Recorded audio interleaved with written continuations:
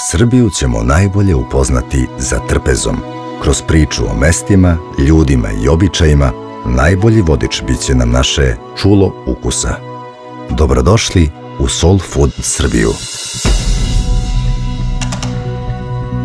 Na sunčanim obroncima planine brojna stada pasu i daju mleko za kajmak i meso za pršutu.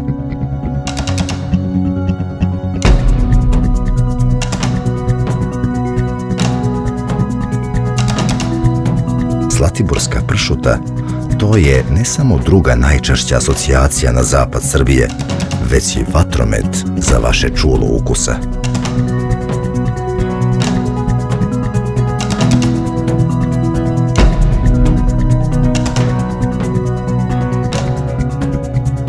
Upoznali smo pravu dušu Srbije. Pozivamo vas da dođete kod nas i sami spoznate Soul Food Srbiju.